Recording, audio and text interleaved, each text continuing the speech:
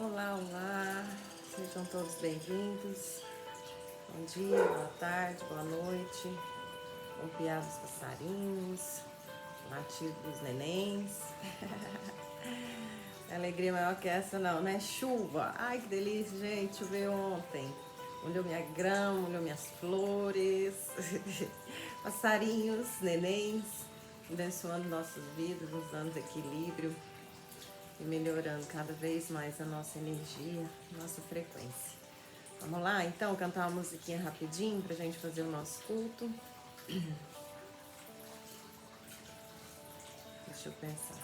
Quero ter uma aura rosa, calma, perfumada e formosa. Quero plasmar sonhos, fazer todos seres risonhos, neste mundo a viver. Quem brota em flores e mais flores, que o trabalho me eleve, que o amor me console. La la ya, la ya, la ya. La la ya, la ya, la ya. La la ya, la la ya, la. La ya, la la ya, la la ya, la ya. Elevando o nosso pensamento agora até o nosso Mestre Jesus, agradecendo a Ele mais uma vez por essa semana que passou, que Ele nos abençoou e nos protegeu. Nessa semana que está em andamento, que Ele está nos protegendo, nos amparando, nos guiando, que possamos perceber a Sua presença em cada passo que damos, em cada escolha que fazemos, que possamos, Mestre, ser guiados por Sua luz, a nossa estrela guia, compreendendo os Seus ensinamentos, aplicando acima de tudo em nossas vidas, em nosso cotidiano, tentando ser pessoas melhores a cada dia, a cada momento, a cada escolha. Perdão por sermos ainda infantis mediante as situações que pedem nossa reação. Que possamos, ao invés de reagir, agir com coerência, sensatez e equilíbrio, na certeza da Sua proteção sempre. Perdão mais uma vez por sermos tão infantis, tão teimosos, e que possamos um dia, Mestre, expandir a nossa consciência em Sua direção. Graças te damos hoje por toda a eternidade. Peço também pelo nosso planeta, que se encontra em transformação, que se encontra agitado, desequilibrado, buscando mais uma vez um ponto de equilíbrio para com aqueles que o habitam. Que possamos alinhar as nossas frequências, que possamos perceber a necessidade de cada um em nossa existência, pois somos, Mestre, uma rede de vida conectada, a qual precisa de todos os pontos, cada um dos membros, para se manter equilibrada. Que possamos ter coerência de enxergar essa teia, essa rede de vida, a qual precisamos de todos os seres, e assim como os seres precisam de nós. Gratidão pela oportunidade da consciência, do aprendizado e do crescimento. Graças te damos hoje e sempre, Pai, e que assim seja. Que assim seja. Vamos lá? Titi, mais uma vez, não se preparou para hoje, nós vamos preparar junto. Titi tá relapsa, preguiçosa. Mas vamos lá, não é preguiça não, gente, é cansaço, eu tô meio cansadinha, né? O ano vai chegando assim na reta final, a gente vai sentindo o cansaço, acho que é natural, né? Hoje nós vamos estudar a fé divina e a fé humana. Ainda no capítulo 19, E a última leitura do capítulo 19, e semana que vem nós já entramos no capítulo 20, os trabalhadores da última hora. Ok? Então vamos lá. Titi até hoje está recuperando da gripe. A fé divina e a fé humana. A fé é o sentimento inato no homem de sua destinação futura. É a consciência que tem das faculdades imensas, cujo germe foi depositado nele, primeiro em estado latente, e que deve fazer eclodir e crescer por sua vontade ativa. Até o presente, a fé não foi compreendida senão sob o aspecto religioso, porque o Cristo a preconizou como alavanca poderosa, e porque não se viu nele senão o chefe de uma religião. Mas o Cristo, que realizou milagres verdadeiros, mostrou por esses momentos milagres o que pode o homem quando tem fé, quer dizer, a vontade de querer e a certeza de que essa vontade pode receber seu cumprimento. Os apóstolos, a seu exemplo, não fizeram milagres?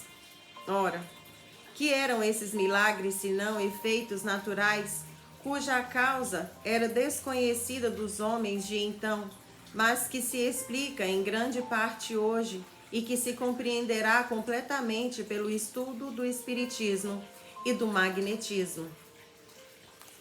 Vamos ler de novo que essa é uma pergunta, tá? Titi hoje está sem interpretação de texto. Ora, que eram esses milagres senão efeitos naturais, cuja causa era desconhecida dos homens de então, mas que se explica em grande parte hoje e que se compreenderá completamente pelo estudo do espiritismo e do magnetismo? A fé é humana ou divina, segundo o homem aplique suas faculdades a necessidades terrestres ou às suas aspirações celestes e futuras. O homem de gênio que persegue a realização de alguma grande empresa triunfa se tem fé, porque sente em si que pode e deve alcançar, e essa certeza lhe dá uma força imensa. O homem de bem que crendo em seu futuro celeste, quer encher sua vida de nobres e belas ações, aure em sua fé, na certeza da felicidade que o espera a força necessária, e aí ainda se cumprem milagres de caridade, de devotamento e de abnegação. Enfim, com a fé, não existem más tendências que não se possam vencer. O magnetismo é uma das maiores provas do poder da fé posta em ação. É pela fé que ele cura e produz esses fenômenos estranhos que outrora eram qualificados de milagres. Eu repito, a fé é humana e divina. Se todos os encarnados estivessem bem persuadidos da força que têm em si, se quisessem colocar sua vontade a serviço dessa força, seriam capazes de realizar o que até o presente chamou-se de prodígios, e que não é senão um desenvolvimento das faculdades humanas. Um espírito protetor, Paris, 1863. Esse livro foi escrito, o Evangelho, no final do século XIX. Então, naquele período, a gente ainda não tinha a riqueza da ciência da física quântica. Surgiu no início da década, dos anos 2000. Então, nesse período, apesar de não ter ainda o conhecimento da física quântica, o pessoal já tinha uma consciência do magnetismo. Já sabia que começava por aí o processo de cura, o processo de transformação, os milagres, que as pessoas denominavam assim esses acontecimentos. Hoje nós já temos explicado de forma matemática como que funciona o milagre, através da física quântica, a aplicação do magnetismo, as reprogramações mentais, Isso tudo faz parte desse processo de milagres. E hoje existe, já é comprovado e tem quem comercializa, né? Eu acho isso muito estranho, mas cada um é dono do seu próprio destino. Então, o milagre, ele nada mais é que a certeza. Eu tenho certeza que eu vou conseguir ir a tal lugar. Eu tenho certeza, isso é um exemplo, tá? Que eu sou capaz de abrir a minha própria empresa. Eu tenho certeza que eu sou capaz de curar as pessoas através do reiki e através da educação moral. Então, isso é a fé. Quando a gente fala fé, não quer dizer só fé em Deus, não. A fé, ela começa na gente, no autoconhecimento, igual a gente estudou na semana passada. E à medida que você vai se conhecendo, naturalmente as curiosidades elas vão surgindo. Nossa, se eu sou assim, potencial, quem me fez, quem me criou, de onde eu vim, por que eu fui feito, né? É natural essas perguntas elas irem surgindo na mente da gente. E aí vem a fé crística, né? Que eu acredito que o ser humano ainda não tem essa capacidade de saber de fato o que é a fé dita por Jesus. Se você tiver uma fé do tamanho de um grão de mostarda, gente, tamanho de um grão de mostarda, tira a base do trem. Você é capaz de dizer para uma montanha, retira-se daí, passa-te para cá e a bonita vai, né? Então, eu acho que essa fé a gente ainda não conseguiu acessar, não conseguiu, que é a fé crística, né? Que para ele era muito simples também, é um ser ascenso, iluminado, puro. Para nós ainda é muito complicado, mas a gente consegue ter acesso a uma pequena centelha dessa fé. Desculpa. Tanto é que hoje nós já conseguimos trabalhar as pessoas, né, com o poder do magnetismo, a fluidoterapia, e realmente dá um resultado assim que é só quem já fez, quem já viveu. Eu, por exemplo, foi assim, inclusive, que eu conheci o reiki, né? Vou fazer um merchan aqui, mas como exemplo. Hoje eu atuo com reiki, gosto, amo, porque eu não conhecia, sou obrigada a dizer que quando eu fui fazer a minha primeira sessão de reiki, eu fui meio que assim, a mulher nem vai encostar em mim? Não. Então tá, né? Então vamos ver de qual. E eu era uma pessoa extremamente ansiosa. Eu era tão ansiosa, olha, eu era ansiosa e tenho TDAH, né? Eu sou de TDAH, não tomo remédio e eu não vou tomar remédio nunca na minha vida por causa do meu campo mediúnico. Eu sinto que me atrapalha, né? Como se me colocasse dentro de uma nuvem de chuva, de tempestade. Então, todo o meu aparato mediúnico, quando eu tomo remédio para TDAH ou para ansiedade, qualquer tipo de ansiolítico, parece que eles são tapados. Então, para mim não serve, não pode me ajudar. E eu, graças a Deus, tô indo bem com esse processo, né? Através dos tratamentos de fluidoterapia. E quando eu fiz o reiki pela primeira vez, foi como se tivesse, né? Eu vivia dentro dessa nuvem de tempestade escura. Eu sabia que existia alguma coisa ao meu redor, mas não conseguia entender o que era, não tinha acesso. E o reiki, ele tirou essa nuvem de dentro de mim. Ele me fez sentir a vida pela primeira vez sem ansiedade. Eu consegui viver o atual momento, o momento presente. E foi de uma forma assim tão repentina que quando eu saí da sala do atendimento do reiki, eu não sabia como me comportar. A impressão que eu tive foi que eu nunca tinha vivido sem ansiedade. Eu não sabia como viver sem ansiedade. Eu tive que reeducar a minha mente, porque eu estava tão habituada a viver o amanhã e o hoje ele não existia para mim. E quando eu passei a sentir hoje, eu me senti perdida. Eu não sabia o que fazer, eu não sabia como me comportar. E foi daí que veio a minha fé, né? A minha fé, a certeza de que eu posso e devo não só me tratar, mas tratar todas as pessoas que hoje tomam aí rios e rios de ansiolítico para dormir, para acordar, para se sentir mais calma, para ter uma vida tranquila e através da fé, da crença em si mesmo, né, da certeza de que somos seres além de máquinas de produção, que é o que a gente vive hoje. Nós somos programados para ver com máquinas de produção. Eu estudo, eu aprendo, arrumo um emprego, eu levanto todo dia cedo, eu vou para o trabalho, eu volto, eu durmo, eu acordo no outro dia, eu vou para o trabalho, eu volto, eu durmo, eu acordo. Então nós somos mais que isso. E quando a gente consegue entender, a nossa fé automaticamente aumenta, porque aumenta a nossa fé em nós e a gente é natural. Naturalmente vai ampliando a nossa fé no invisível, que hoje já não é mais invisível, né? Que a gente já tem conhecimento, a ciência já prova, né? Inclusive, por exemplo, o fluido cósmico universal, que o Espiritismo fala desde o século XIX, também no início dos anos 2000. A ciência comprovou a existência, né? Eles chamam de matéria escura. Tem várias outras, né?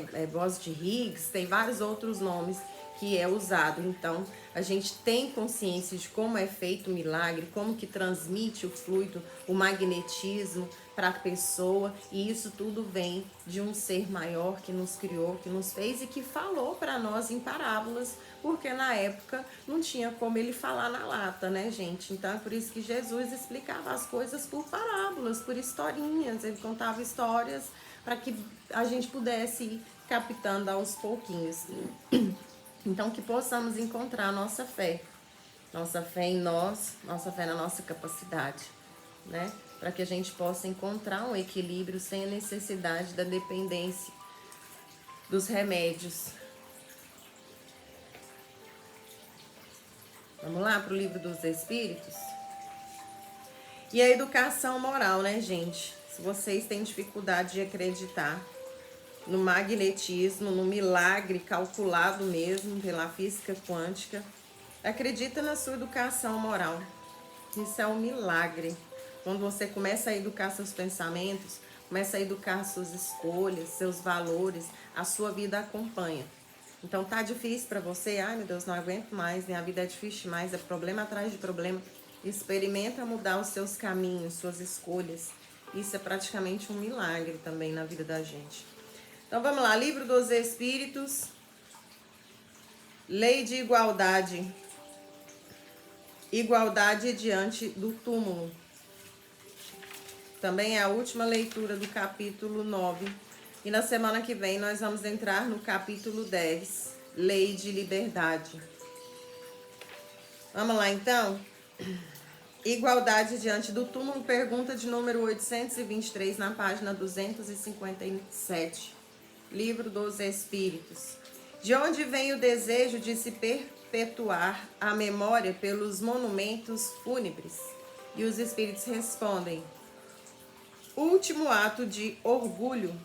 E ainda na mesma questão, mas a pergunta do Allan Kardec para os espíritos: mas a suntuosidade dos monumentos fúnebres frequentemente não é determinada pelos parentes que desejam honrar a memória do falecido e não pelo próprio falecido? E os espíritos respondem: orgulho dos parentes que querem se glorificar a si mesmos. Ora, sim, não é sempre pelo morto que se fazem todas essas demonstrações, é por amor próprio e pelo mundo, e para ostentar sua riqueza. Crês que a lembrança de um ser querido seja menos durável no coração do pobre, porque ele não pode colocar senão uma flor sobre sua tumba? Crês que o mármore salva do esquecimento aquele que foi inútil sobre a terra? Pergunta de número 824. Reprovais de maneira absoluta a pompa dos funerais? A pompa dos funerais? Perguntou Allan Kardec, e os espíritos responderam: não. Quando honra a memória de um homem de bem, é justa e um bom exemplo. De um homem de bem, né, gente? É igual aquele monumento do Anhanguera lá no centro, ali na Avenida Goiás com Anhanguera. O cara foi um terror. O cara foi um monstro. Devastou a região, aniquilou centenas e centenas de milhares de índios. E até hoje aquele monumento tá lá. Nunca entendi isso. Toda vez que eu passava lá, que a minha mãe me explicava a história dele, eu falava: gente, pessoal, foi mal, não foi não. E eu era criança. Imagina hoje, que a gente já tem consciência, né? Nota dos espíritos. O túmulo é o local de encontro de todos os homens. Ali terminam implacavelmente todas as distinções humanas. É em vão que o rico quer perpetuar sua memória por monumentos faustosos. O tempo os destruirá como como ao corpo, pois assim quer a natureza. A lembrança de suas boas e de suas más ações será menos perecível que seu túmulo. A pompa de seus funerais não o lavará de suas torpezas e nem o fará subir um degrau na hierarquia espiritual. Para mais conhecimento sobre o assunto, vide questão de número 320, já estudada nesse livro, e as seguintes. Sim, isso é muito humano mesmo, né? Acreditar que se eu pôr uma estátua ali, eu vou eternizar a pessoa. Se a pessoa não tiver fundamento, vai passar centenas de milhares de pessoas igual passa lá no Anhanguera e ninguém nem vai ver que ele tá lá. Né? Quantas pessoas não passam ali todo dia, não sabe nem quem é. Fala que não é a estátua do homem lá. Que homem? Ah, não sei não. O homem viveu aí. Né? Então, isso é mais do homem mesmo. E a gente tem a prova viva de que quando a pessoa faz diferença no planeta, não precisa de estátua, não precisa de nada. A história vai esticando, a história vai esticando, a história vai esticando. E a geração atrás de geração vai conhecendo a história. Como é aí a história de Jesus Cristo, né? Quantas gerações não já vieram depois e o nome dele tá lá? Quantas pessoas não tentaram apagar o nome dele e o nome dele tá lá? Tentaram enterrar, tentaram crucificar, tentaram fazer e o nome dele tá lá. Então, gente, não é a estátua que faz a diferença, né? São as nossas ações.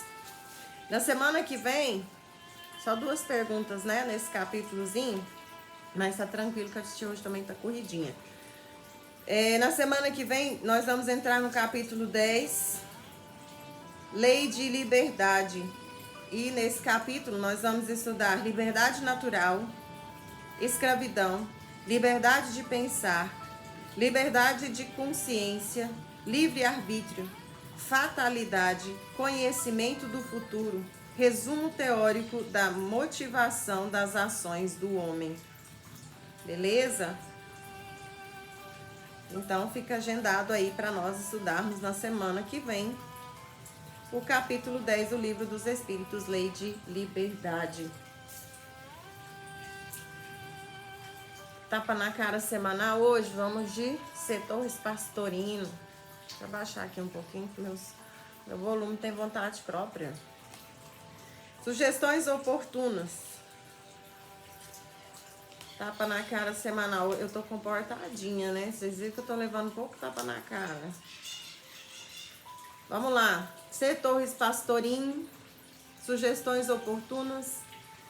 Leitura de número 41. Orientação. Coração, não intelecto. Sentir, não pesquisar. Ouvir, não falar. Fazer, não dizer. Exemplificar, não explicar. Praticar, não pregar. Dar, não pedir. Levar, não mandar. Acudir, não suplicar. Socorrer, não aguardar. Visitar, não esperar visitas. Ensinar, não aprender apenas. Abrigar, não pedir abrigo. Atender, não fazer esperar. Ir buscar o pobre, não aguardar que ele venha. Abrir a porta do coração. Levar sua pessoa ao tugúrio da miséria. Confortar o enfermo em seu leito. Ajudar o mendigo em sua tapera. Penetrar os umbrais dos hospitais e hospícios. Buscar os desvalidos que dormem nas sarjetas. Consolar os velhinhos nos asilos. Levar presentes e sorrisos às crianças nos abrigos. Fazer, realizar, executar, exemplificar. Imitar Jesus e não apenas falar, falar, falar, falar e falar. Palavras levas ao vento. Bonito, né? Muito bonito. Muito lindo, muito lindo. Vou levar para mim também. Eu acho que foi para mim esse tapa na cara. Tá difícil, né? Até nós ficando de boa, nós não damos um tapa na cara, né? Eu tô um pouco reclusa, mais uma vez, né? Nesse processo de levar, de fazer. Tô mais no exemplificar, né? Eu sei que eu tô deixando a desejar. Preciso voltar ao que eu era antes. Mas é aquilo que eu disse, eu tô num processo muito meu. Atravessei meu deserto, tô atravessando ainda. Tô ali nas retas finais do meu deserto. E às vezes eu sinto muita necessidade de estar reclusa, de estar quieta, de estar na minha. Principalmente nos finais de semana. Então eu tirei, tem 1 ano ou 2 que eu tô mais na minha. Não tô indo, né? Não tô fazendo toda semana, quando eu costumava, para as pessoas humanas, digamos assim. Porque os meus bichos eu nunca deixei, nunca vou deixar. Eu tô sempre oferecendo água, oferecendo comida, cuidando dos que caem, dos que se ferem, dos que são atropelados. Não é desfazendo, não. Mas é porque eu vejo muita gente estendendo as mãos para as pessoas humanas, né? E acham que as pessoas, né, que ainda não adquiriram uma consciência, ou seja, os animais, eles podem ficar em segundo plano. Eu não consigo descrever o quanto isso me ofende. E eu cheguei à conclusão de que eu não preciso mais exteriorizar isso. Ver pessoas estendendo as mãos para humanos e esquecendo do processo evolutivo do espírito que começa ali no mineral. Então é como se elas optassem por ajudar só depois que o espírito adquirisse consciência, né? Só quando ele se tornar um ser humano. E eu não acho que seja por aí. Então tem tanta gente estendendo as mãos para as pessoas humanas que eu optei por estender as mãos para as pessoas ainda não humanas. Que são os meus animaizinhos, os meus bichos. Eu ralo, eu passo aperto, eu fico noites em claro, eu esforço além da minha resistência física por eles. Isso eu nunca parei e nunca vou parar. Mas dos seres humanos eu dei um espacinho de tempo. Como diz minha filha, eu sofro demais quando eu vejo uma pessoa sofrendo, quando eu vejo um ser humano passando dificuldade, mas eu morro quando eu vejo um bicho passando essa mesma dificuldade, porque eles são invisíveis, né? Sem dizer que ainda tem aquelas pessoas que chuta, que bate, que manda sair. Então, além deles serem invisíveis, ainda são escorraçados. Então, por enquanto, ainda meu coração ainda está muito assim, muito imaturo, né? Eu me sinto ofendida quando eu vejo isso. Então, eu acho que tem muita gente aí cuidando de pessoas humanas. Eu vou cuidar dos meus bichos e aí o futuro a Deus pertence, né? Vamos lá então encerrar? Elevar o nosso pensamento ao nosso Mestre Jesus, agradecendo a Ele a oportunidade da vida, do aprendizado, da consciência. Pai amado, Mestre, que luz da vida, que possamos sentir o Senhor em nossos corações, sempre, todos os dias. Gratidão pela certeza da sua existência, pela fé em suas palavras, em seus ensinamentos. Eu possa todos os dias aplicá-lo, Mestre, aplicar em minha vida, aplicar em minhas escolhas, aplicar em meus caminhos, enxergando sempre o melhor em mim, o melhor nos outros, e que possamos aprender a trabalhar juntos, abraçando cada um a sua causa, na certeza de que todo tanto que pudermos fazer é pouco para o que precisa ser feito. Graças te damos mais uma vez pela vida, por mais um dia, por mais um ano e uma semana. Que a sua luz se estenda nos corações de todos e em todos os lares, transbordando paz, equilíbrio, respeito e amor entre todos. Que possamos aprender a viver em paz entre nossos familiares, porque essa é a nossa verdadeira escola, essa linda esfera azul, a qual o Senhor nos presenteou. Graças te damos mais uma vez, Mestre, e que assim seja. Que assim seja. Então vamos lá. Herdeiros do Novo Mundo, Espírito Lúcio, André Luiz Roriz. Nós estamos estudando este livro, que fala na íntegra como que é o andamento de todos, pegando primeiro ali no campo da doutrina espírita, mediante ao processo seletivo, né?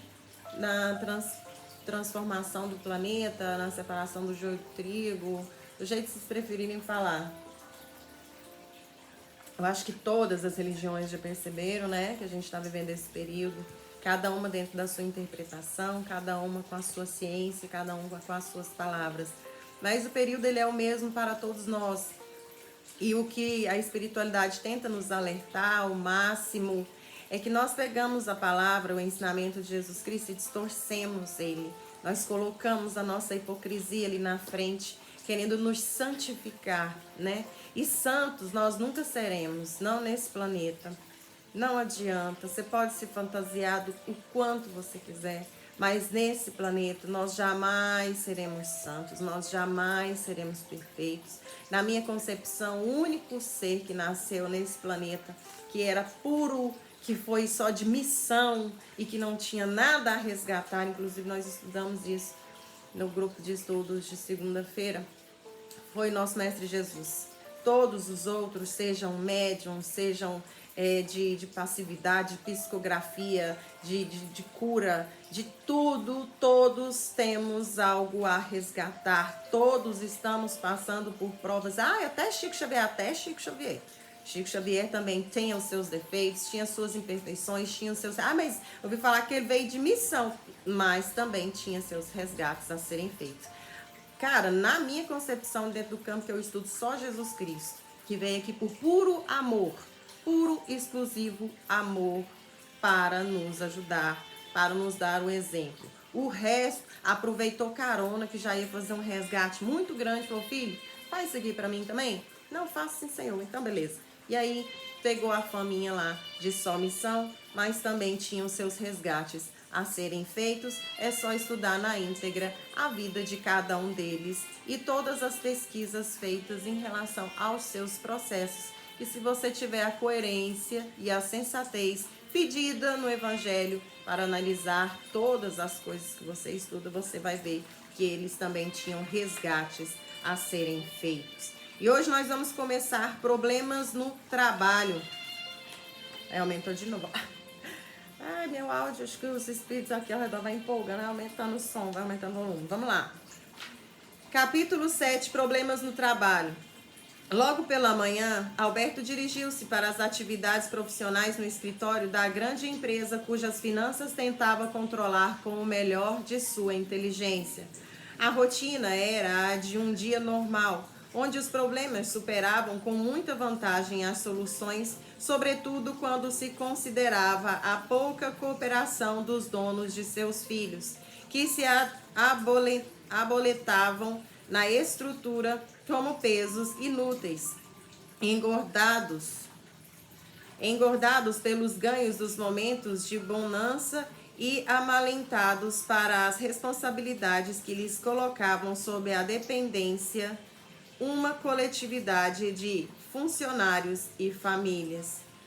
Moacir e Rafael eram os dois sócios principais, os iniciadores da empresa, que, casados com Valda e Alice, duas irmãs, pareciam compor o ideal de sociedade, mesclando a confiança da família com os interesses de ganho material próprios de negócios, combinação da qual se deveria esperar a prosperidade de todos. Moacir tinha sob sua responsabilidade na área administrativa, enquanto que Rafael cuidava dos negócios técnicos da produção e das questões ligadas à qualidade dos produtos. Aproveitando-se das facilidades econômicas nos períodos favoráveis, a prosperidade lhes sorriu logo nos primeiros anos, trazendo-lhes a ilusão da riqueza para contaminar-lhes os cuidados e disciplinas. Com o passar do tempo, as adversidades naturais do mercado começaram a cobrar o devido preço do descuido que ambos demonstravam. Concorrência que aumentava, disputas comerciais que obrigavam os maiores descontos, diminuição da qualidade dos produtos para o barateamento dos bens e manutenção dos lucros, impostos sobre impostos, gastos com pessoal, exigências trabalhistas, Tudo isso foi se acumulando na estrutura de funcionamento do empreendimento. Deixa eu só tomar uma água aqui.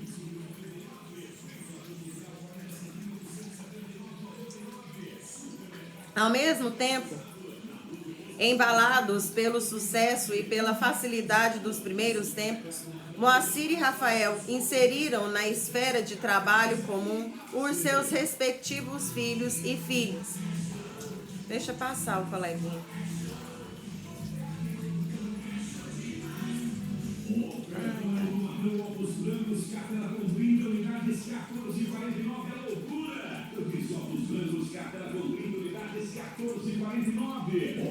Com a justificativa aparentemente plausível de que seria bom que estivessem a par da estrutura organizada e das rotinas para que começassem desde cedo a ganhar a vida através do trabalho. Se a justificativa parecia plausível, na verdade, o que menos os filhos dos donos queriam era um compromisso com o trabalho. Cada um deles via na empresa a fonte de uma poupuda mesada, a que chamavam impropriamente de salário. Como eram os filhos os proprietários, não se sentiam obrigados a produzir qualquer coisa, nem se consideravam submetidos a quaisquer disciplinas de horário ou deveres, encontrando sempre na placidez de seus genitores o sorriso de tolerância com o qual tratavam os seus excessos. Os próprios funcionários categorizados da empresa se sentiam intimidados diante das privilegiadas posições que os filhos dos donos exibiam, não se animando a corrigir-lhes as posturas frouxas e inadequadas. Alberto sabia como todos eram muito suscetíveis a quaisquer críticas, porque inúmeras vezes precisou demitir funcionários que, revestidos de razão, pretenderam defender os interesses da empresa, contrariando os caprichos dos meninos, como eram conhecidos lá dentro. E como responsável pelas contas da empresa, Alberto bem conhecia o valor exorbitante dos luxos e de cada um deles, sempre trazendo para o seio do negócio a conta dos prazeres e gastos, confundindo o esforço empresarial com a imensa e irresponsável avidez por gozos diversos. Não lhes bastava o salário mensal que recebiam sem nada fazer. Da empresa saíam ainda pagamentos de carros novos, de viagens de aventura e diversão, de festas de aniversário, de indenizações por despesas e condenações judiciais decorrentes de seus excessos, sempre com a complacente concordância de Moacir e Rafael, que para manterem uma relação familiar amistosa, não se opunham a que filhos e sobrinhos fossem aquinhoados, garantindo para todos os mesmos direitos e a expectativa das mesmas felicidades, que é a ausência da educação, né? Não deixar o filho passar aperto, não ensinar ao filho que o mundo bate. Isso sem falar dos excessos de Valda e Alice, as duas irmãs e sócias da empresa. Acostumadas à facilidade, não diferiam muito de Leda, esposa de Alberto. Na companhia dos maridos, aprenderam a desfrutar dos benefícios de uma vida sem deveres, exercitando os caprichos como se estivessem obedecendo às determinações da própria natureza. Pensavam que a vida lhes devia tudo em facilidades e benesses, que usufruíam como se fossem as princesas, que afogando-se em manjares e ponches, veludos e joias, jamais pensam na fome dos súbitos, a quem tratam como trastes miseráveis ou como predestinados à miséria por uma força superior. Isso aqui não é historinha não, viu, gente? Já vi muito empresário se comportando assim, tá? De nada adiantava que Alberto, detentor de certa liberdade com os proprietários, lançasse alertas diversos visando retirar-lhes a venda da ilusão. Que nada, meu velho, tudo está indo muito bem. Confiamos em sua diligência e sabemos que você saberá equilibrar as coisas. Faremos novos empréstimos, pediremos dinheiro ao governo, falaremos com aquele nosso amigo, o deputado, que financiamos a campanha e que certamente nos ajudará. Afinal, o que ganhou com as propinas que recebe justifica que nos ajude, por sua vez. Essas frases eram comuns na boca dos dois donos. Quando o funcionário diligente se preocupava em lhes colocar a gravidade das coisas. Isso porque depois das primeiras e prósperas fases, Moacir foi deixando a parte administrativa nas mãos de uma equipe de funcionários que julgava capacitada para fazer contatos comerciais, vender os produtos, ajustar descontos e fazer promoções, enquanto que acompanhando a postura do cunhado Rafael, entregou a área da produção ao trabalho de outros técnicos, deixando a seu cargo apenas a fiscalização eventual. Ou seja, quer que o gado engorda, mas os olhos do funcionário. Naquela manhã, entretanto, as dificuldades atingiram um clímax antes nunca visto. Intrincado problema jurídico envolvendo questões de tribunais, cuja cobrança se questionava, acabou final e irrecorrivelmente resolvido em detrimento dos interesses da empresa, que, notificada regularmente da decisão, teria o prazo de poucas semanas para realizar o pagamento do montante total. Uma verdadeira fortuna que lhe era cobrada sob pena de ser executada legalmente, com a penhora de todos os seus bens, dos bens de seus proprietários e responsáveis diretos. Naturalmente que nada disso teria acontecido se os dois cunhados houvessem escutado os conselhos de Alberto, no sentido de irem fazendo os depósitos acautelatórios para qualquer surpresa adversa. No entanto, tão seguros estavam nos apoios políticos que possuíam junto às autoridades governamentais e legislativas, que preferiram aproveitar tais valores para continuarem suas aventuras, confiando no fato de que todo o processo redundaria em uma decisão favorável e não se veriam obrigados a pagar nada dos atrasados. O documento que tinha sob seus olhos era inequívoco. Alberto sabia que aquilo correspondia ao fim da aventura tresloucada daqueles que, tendo possuído todas as oportunidades da sorte, perderam a grande chance de seguirem adiante. Ele próprio estaria em péssimas condições porque lhe faltaria os recursos indispensáveis para a manutenção do próprio padrão de vida. No entanto, não poderia deixar de comunicar tal circunstância aos verdadeiros responsáveis. Obedecendo à rotina dos proprietários, esperou que chegassem à empresa para que lhe submetesse o problema. Reunidos algumas horas depois, apresentou o documento respectivo e esperou pelas reações de ambos. Ora, Alberto, que é isso? Mais um papelzinho com más notícias? Vamos lá, meu velho. Dê um jeito nisso. Você que é o mago das finanças, falou Rafael, tentando fazer-se de engraçado. Admirando o tamanho da irresponsabilidade, Alberto meneou a cabeça e respondeu taciturno. Infelizmente, senhor Rafael, esta mágica está acima do meu talento. Observando a reação do chefe da contabilidade, Moacir exclamou, indagando: como assim, meu amigo? Tudo tem solução nessa vida? Concordo, senhor. Mas então, nesse caso, será necessário que os senhores arrumem em 30 dias um valor correspondente a 20 empresas como esta, porque pelos cálculos realizados, acrescidos de multas, juros legais, custas processuais, correções monetárias, entre outras verbas, esse será o montante que precisaremos pagar aos cofres públicos. A previsão sinistra de Alberto era grave demais para que ambos se animassem a fazer graças e piadas. balbuciava o Moacir. Como você foi deixar que as coisas chegassem a esse ponto, Alberto?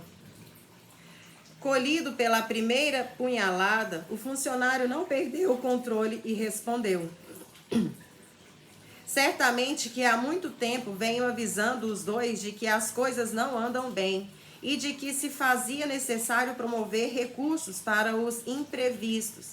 Sim, respondeu Rafael, demonstrando irritação nas palavras. Mas era você quem deveria organizar tudo isso e ir guardando para tal circunstância. Onde está a sua competência como contador? Alberto então abriu uma pasta que trazia consigo exatamente para esse momento difícil, na qual estavam as cópias de documentos internos de suas reuniões administrativas e dos memorandos que a contadoria enviava aos dois proprietários ao longo dos diversos anos anteriores. E aí a gente encerra aqui, pra gente ver essa reviravolta, né? Os ricos ficando pobres. Na semana que vem, na certeza de que nada é eterno, a vida ela é feita em ondas, né? Um dia está lá em cima, outro dia está lá embaixo, um dia está lá em cima, outro dia está lá embaixo. Já ouvi falar que o mundo gira, né? Tudo gira. Quem tá lá em cima, quando você estiver lá em cima, minha avó falava muito isso pra mim. Quando você estiver lá em cima, minha filha, cuidado na hora de cuspir lá embaixo, pra não pegar na cabeça de ninguém. Porque amanhã é você que tá lá embaixo e essa pessoa que você cuspiu vai estar lá em cima. Né? Então é mais ou menos isso que esse livro vem trazer pra gente.